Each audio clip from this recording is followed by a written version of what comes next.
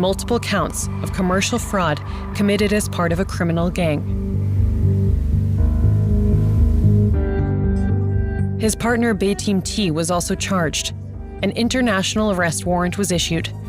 According to information we have, he still lives in Kosovo, but the country does not extradite its own citizens. There's currently no trial in sight for him. We were unable to make contact with him. Most of the people in this photo are probably on the investigators' list, too. Every time they travel abroad, they face arrest. A manageable risk, it seems. Of more than 400 call center employees, only one is currently in custody in Saarbrücken. A stroll through Stuttgart. Ulrike Schneider has written off the money she lost to the scammers. She hasn't exactly found peace. Her inbox is full of new scams.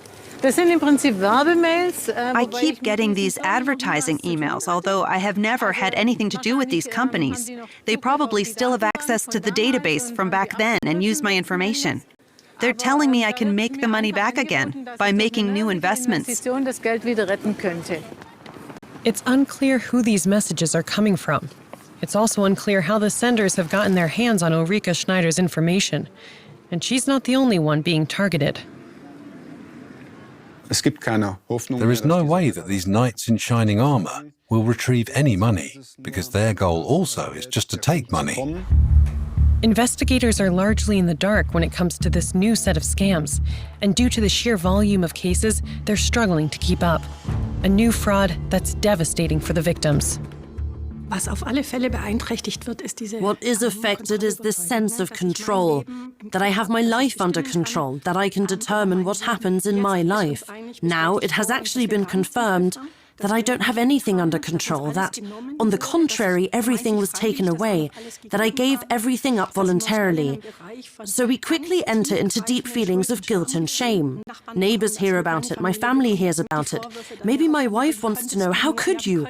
Yes, how could I? I don't understand it myself.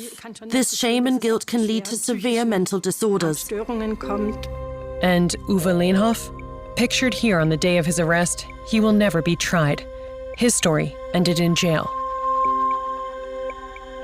After a year and a half in custody, Uwe Lehnhoff died in his prison cell in Saarbrücken of an overdose on July 6, 2020. The exact circumstances of his death remain unclear. He left no suicide note. One dead, one on the run, one in custody. Was it worth it? Azam S. refused our request for interview. Adrian, however, has an answer. He knew that something like that could happen and was paid in proportion to that risk. There are people who say, I'll gladly go to jail for 10 years if I get so and so many millions. I wouldn't do that. But I also don't think it's that big of a deal.